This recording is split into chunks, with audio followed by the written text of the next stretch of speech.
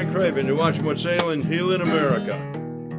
A question we have a right and duty to ask and answer. This week I am happy to introduce my friend from Germany, Jasmine Katan. Hello!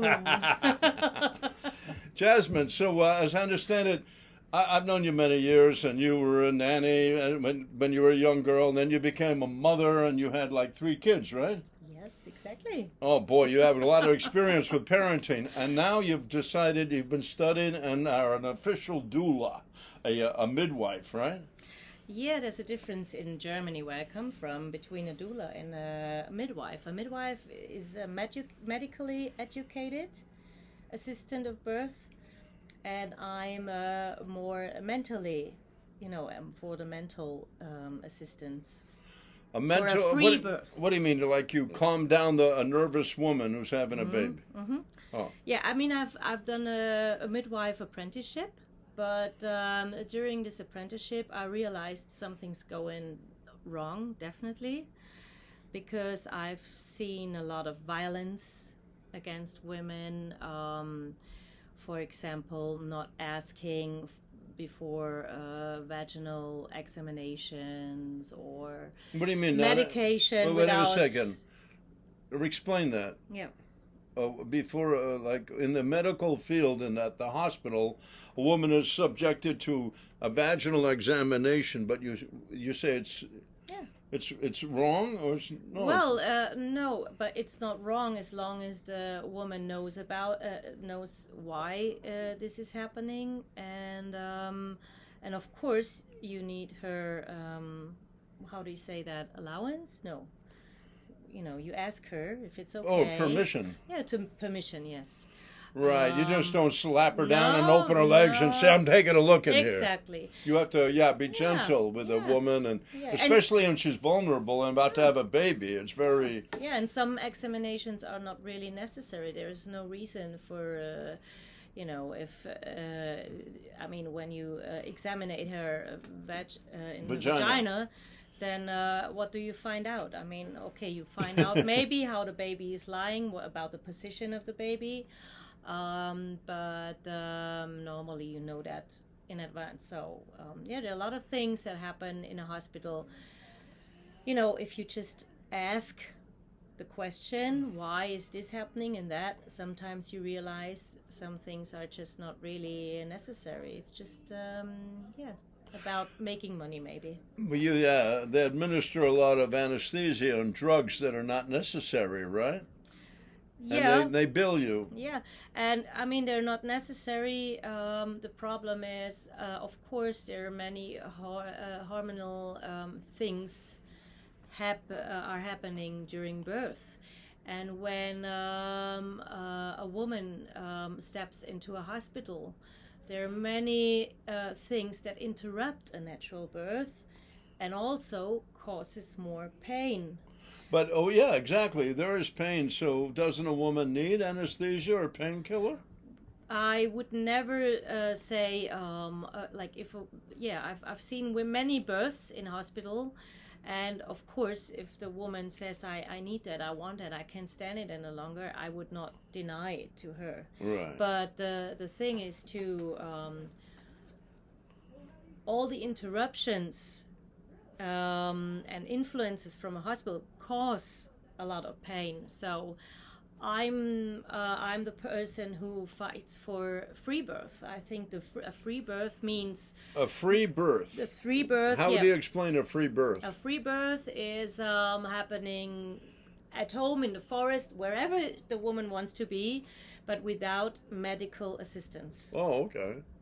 Yeah, throughout history, native people in nature had to give birth, and that was it. The woman had to be on her own and squat or stand up, right, versus lie in the bed, no? Yeah, exactly. That's how a natural birth works. I mean, there are like 4 or 5 basic things that help the woman to have a natural and painless birth. Oh, 4. What other? Could you enumerate the 4 or 5 things? That's silence. Silence. Darkness. Darkness. Warmth. Warmth. She doesn't have, it's not good if she's like cold. And she, of course, her basic needs, like, not being thirsty or hungry or things like this. How about her other kids or husband near? Yeah, as a doula, sometimes I'm also there for the husband, or for the kids, depending, what's the decision. But and you suggest there's some like the very famous midwife from the United States, Ina May Gaskins. What's her name again? Ina May Gaskin. Okay. She wrote several books.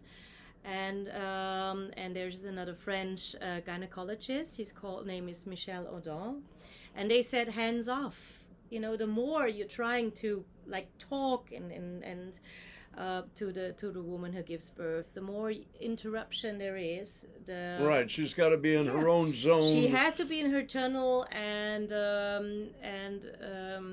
she's in relation with God, and for 9 months had this fetus growing in her. So they have a relationship that knows when the baby's ready to come out. God is sort of like an astrological, spiritual thing that when the baby draws its first breath, that's a good thing. And so she's takes her time, and if she's able to take her time without pressure, it'll be less painful. Yeah, and the rational part of the brain needs to be turned off.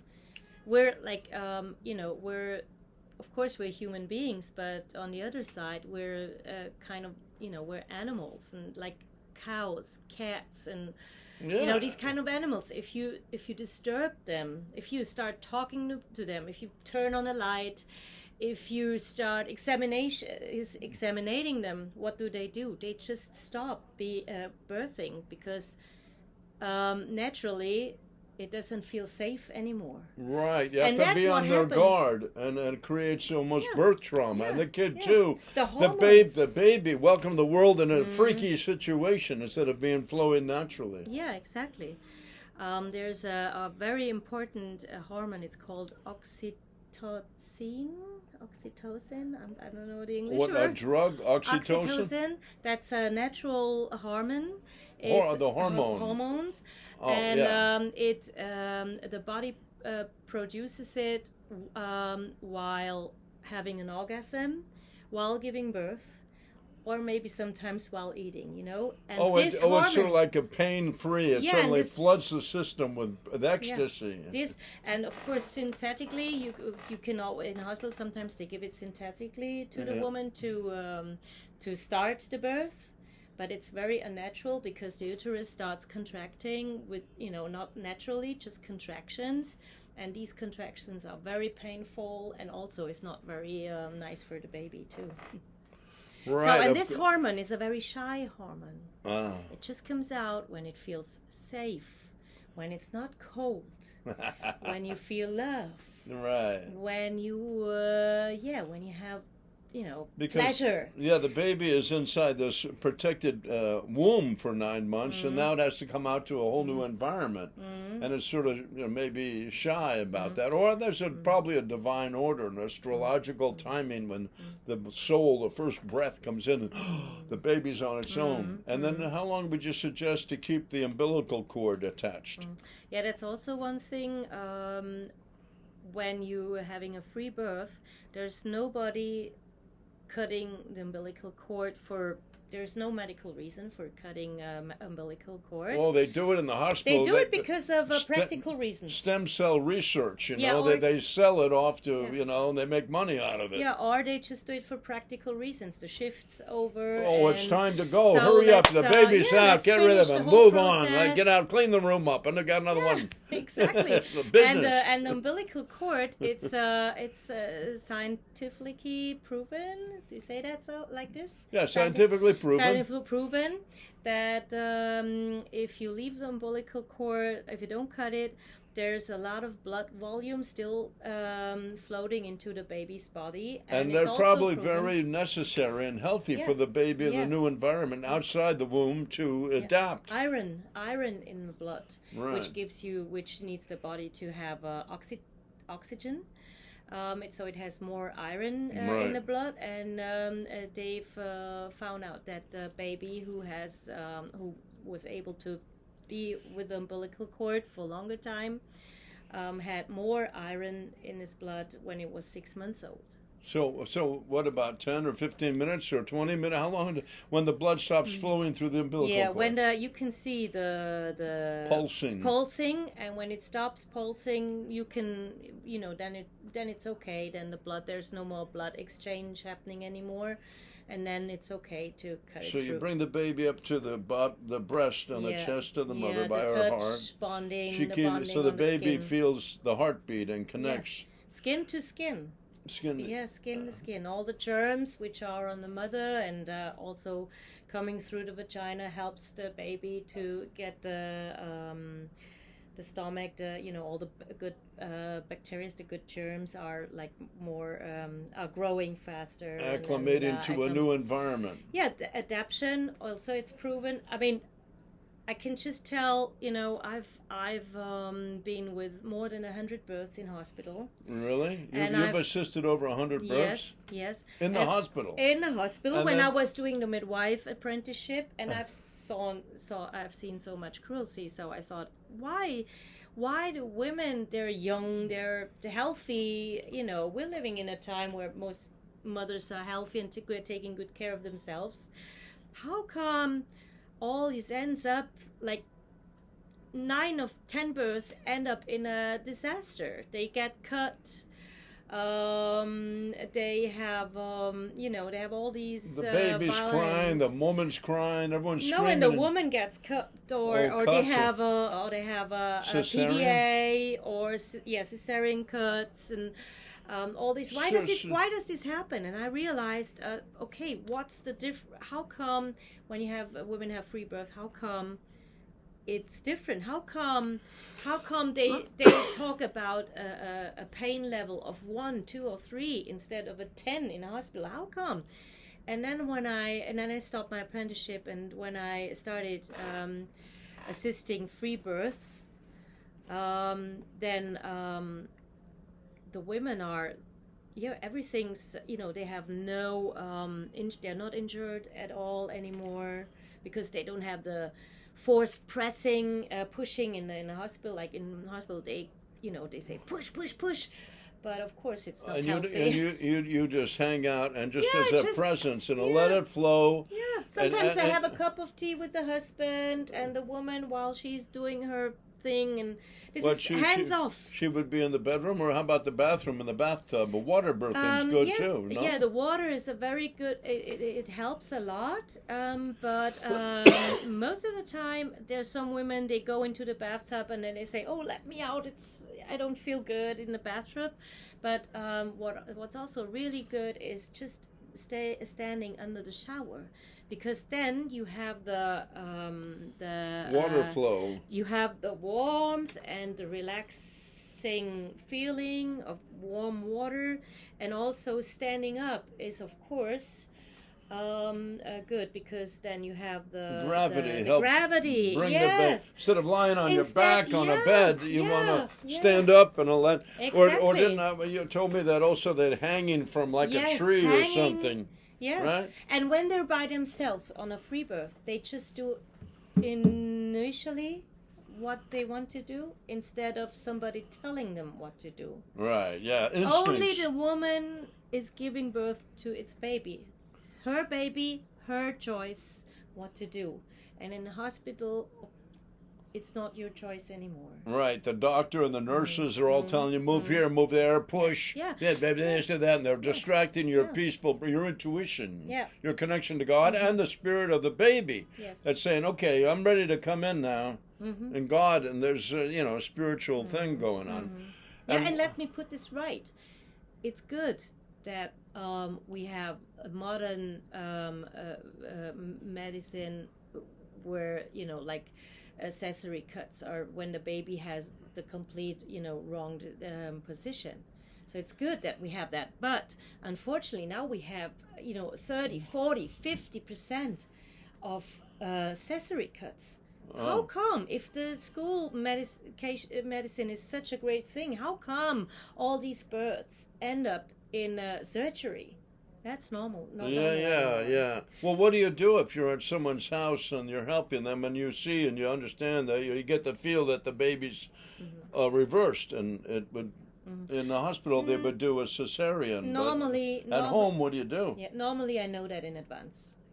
Like if normally I know that in advance by you can find out about the position in the baby by doing specific kind of you know about it. Is there a way to help the baby switch around while she's still in the womb? Yeah, there's like what and yeah, interesting is some babies really just they're like in the wrong position, like head up.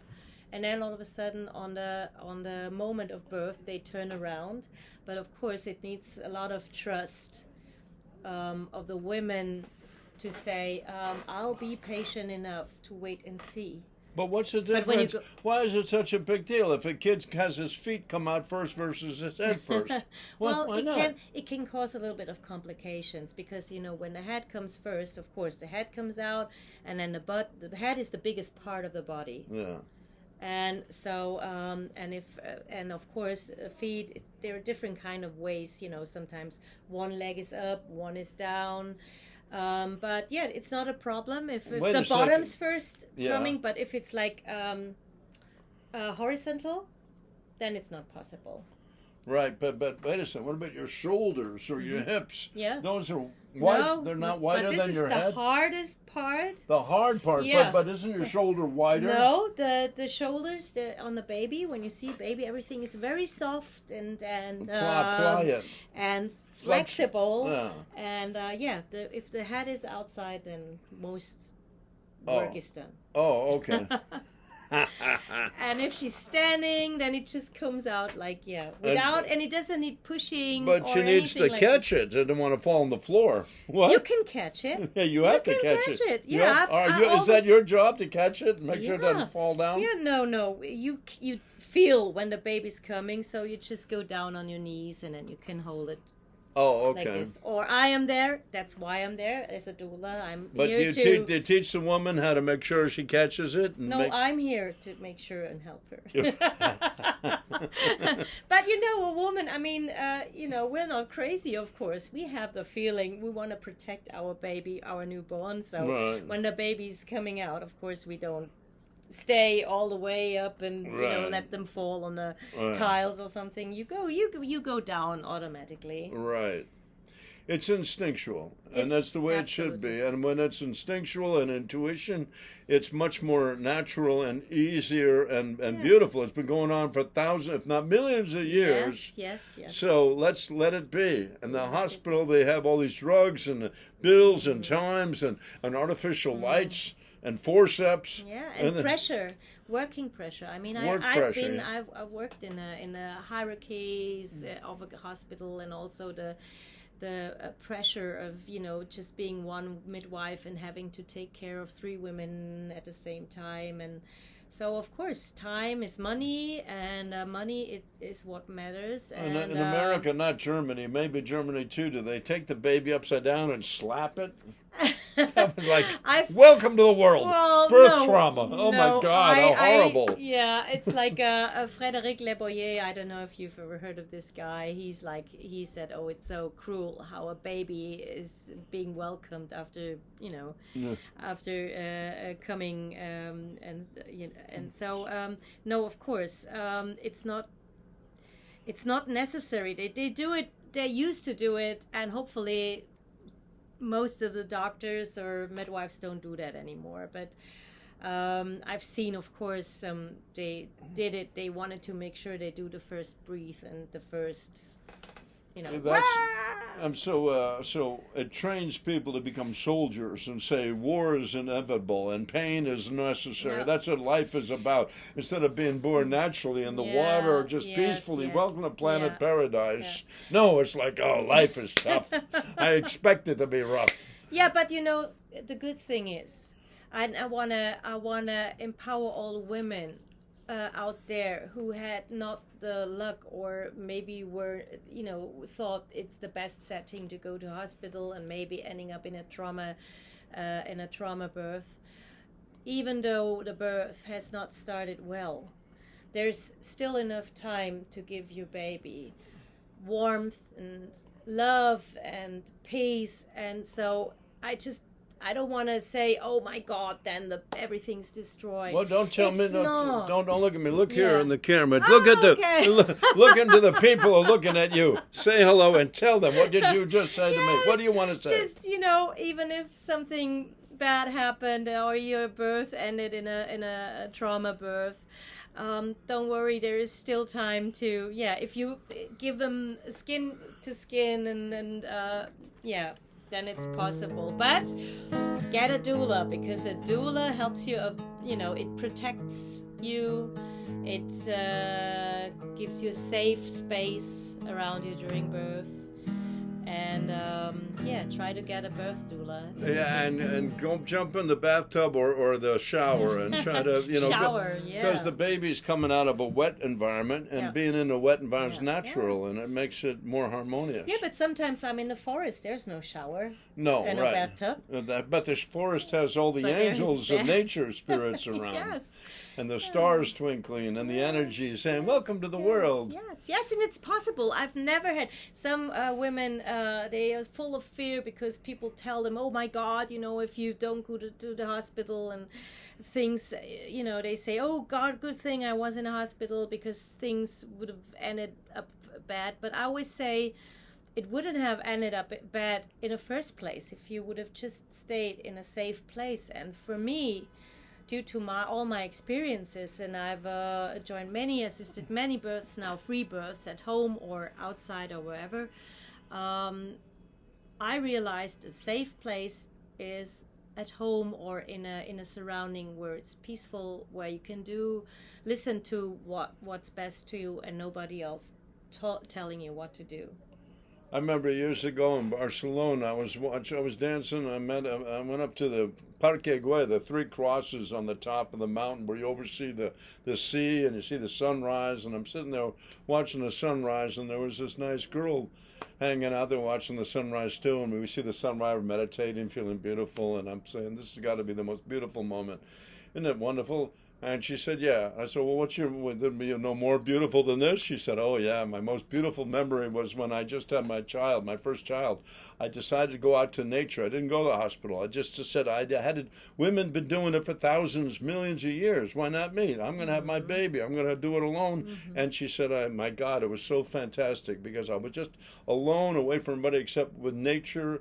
And I just felt the light. I felt like the light of God, and I felt guidance. I felt guided. Somehow, I really had a beautiful experience, and I felt like I was connecting to God because I was bringing a baby to earth. Mm-hmm. And I said, wow, weren't you afraid? Maybe you should have gone to the hospital. Maybe, some complications. Yeah, well, of course, that's possible. But, I have faith in nature, and I'm so glad. And this, I'll never forget that I really felt connected to my destiny and my child's destiny. It was beautiful.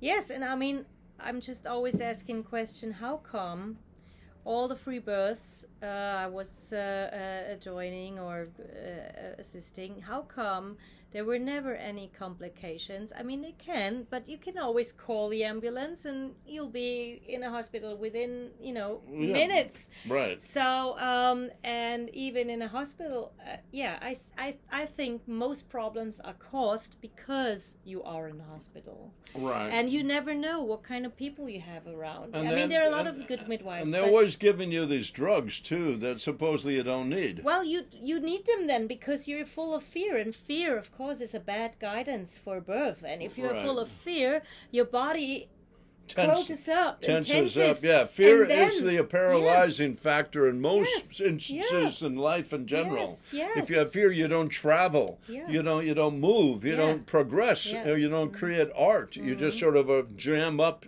and you stay stuck and afraid to move and go on. And if you're giving birth, you're opening up. You're supposed to open everything. You have to be open.